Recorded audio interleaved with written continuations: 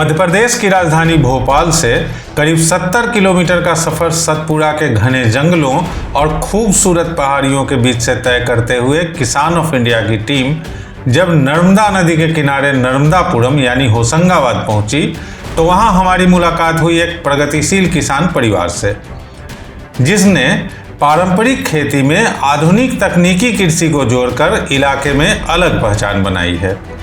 ये परिवार काफी हद तक आत्मनिर्भर कृषि करता है। खुद के 3 ट्रैक्टर हैं,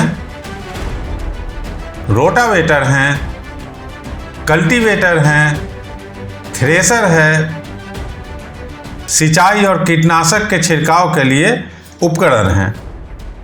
साथ ही मवेशी पालन भी करते हैं। कृषि ही इस परिवार की आजीविका का मुख्य स्रोत है और खेती किसानी ही इनकी विरासत है। नरेंद्र पटेल और राजेंद्र पटेल दोनों भाई मिलकर खेती करते हैं और संयुक्त परिवार को ये खेती के लिए जरूरी बताते हैं। अभी इन्होंने 32 एकड़ रकबे में धान की खेती कर रखी है।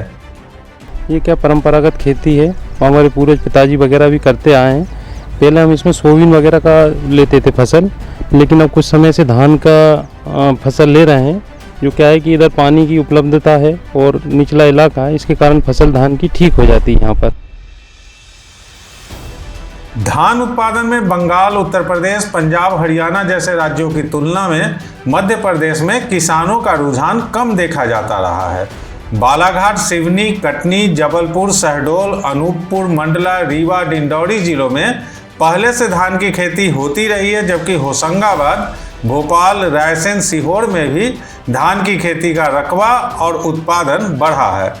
पटेल बंधु बताते हैं कि नर्मदा किनारे होने से धान की खेती के लिए जरूरी पानी की कमी इस इलाके में नहीं होती।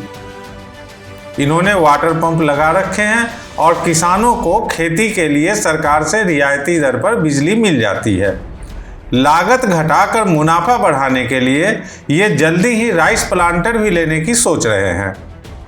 राइस प्लांटर है, पूर्व में हमने एक बार उसको किराए पे उपलब्ध हुआ था, हमें इससे हमने करवाई थी। अच्छी मशीन है, लेकिन वो उसकी कॉस्टिंग ज़्यादा आ रही थी। अब धीरे पता चला कि उसको हाथ से चलने वाली मशीन आई है, जिसकी लागत कम है। आगे उसकी मिलेगी हमें तो उससे हम रुपाई कराएंगे और उससे बताते कि अच्छी कतारबद्ध रुपाई होती है, रोपा कम लगता है और उत्पादन भी अच्छा होता है, ऐसा कुछ किसानों का कहना है। धान, गेहूं, गन्ना जैसी पारंपरिक फसलों से किसानों को ज़्यादा आय नहीं हो पाती, लेकिन जहां पानी की सुविधा हो और मौसम ने साथ दिया तो प्रति एकड़ 15 से 20 हजार रुपये तक का मुनाफा हो सकता है। धान की खेती में बखरनी का मेन वो रहता है, मुख्य वो रहता है। मुख्य का मतलब जैसे शुरुआत में जुताई गर्मी से ही शुरुआत हो जाती है, फिर इसकी नर्सरी जून के फर्स्ट वीक में डलती है, जिसमें गोबर का खाद वगैरह अन्य प्रकार से तैयारी करते हैं। फिर जो रुपाई ट्रांसप्लांटिंग होती है पौधे की, उसमें मचाई जो मल्चिंग होती है ज़मीन की, उसमें डीजल खर्च वगैरह मिला लेते हैं। उसके बाद पौधे को ट्रांसप्लांट करते समय लेबर जो कास्ट है आज के समय में बढ़ गई है, लगभग 4000 रुपये उस समय मजदूरों ने लगाई थी अभी वर्तमान में। और उसके बाद फिर बीच में निंदाई होती है, जो अपनी खरपतवार वगैरह जाती है, लेबरों से मैनुअल कराना पड़ती है। उसके बाद थोड़ा सा फर्टिलाइज़र है, बीच में स्प्रे, कीटनाशक, फंगीसाइड वगैरह का उपयोग होता है। उसके पश्चात इसमें जब लास्ट में हार्वेस्टर वगैरह से थ्रेसिंग है, उसके बाद पंखा वगैरह से साफ़ करना, ये ऐसे लगभग 18 से 20 हज़ार रुपये के लगभग एक खर्च आया था। वो ज़मीन की स्थिति के अनुसार, कई बार बिजली की स्थिति वो रहती तो डीजल इंजन का उपयोग करना पड़ता है, वो बारिश कम होती तो लागत बिजली की बढ़ जाती है। इसके कारण इसमें लगभग लागत 20 हज़ार के आसपास पहुंच जाती है। मौसम अनुकूल रहा तो 20 से 25 कुंटल प्रति एकड़ उसका उत्पादन आ सकता है। और समर्थन मूल्य पर खरीद आपके धान की हो जाती है? जी, समर्थन मूल्य लगभग 1940 रुपये के आसपास है। इस हिसाब से अगर बिकता तो 40 हज़ार के आसपास इसका रेट बन जाता है, 40 से 45 हज़ार के बीच में।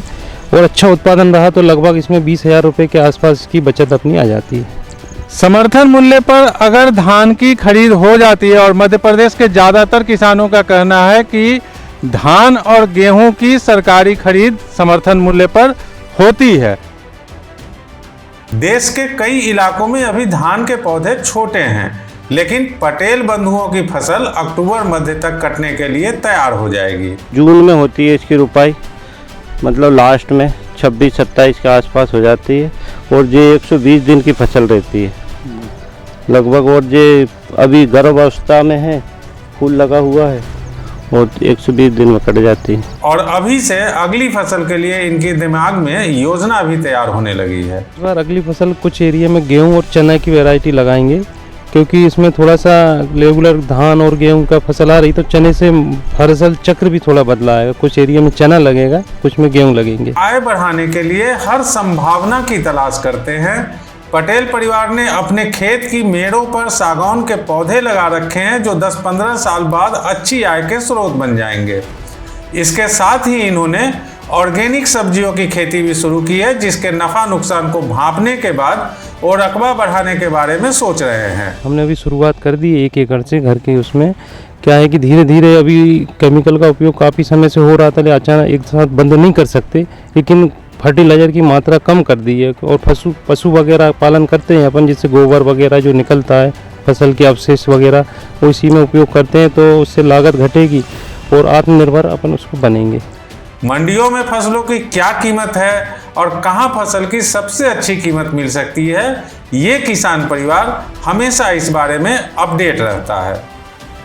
बहुत बहुत धन्यवाद आपका, राजन जी आपका भी, और नरेंद्र जी आपका भी धन्यवाद। आपके चैनल के माध्यम से किसानों के लिए आप बढ़िया प्रयास कर रहे हैं। खेती के उन्नत तकनीकें लेके आएंगे, लोगों को बताएंगे, इससे लोगों को वास्तव में लाभ मिलेगा। धन्यवाद।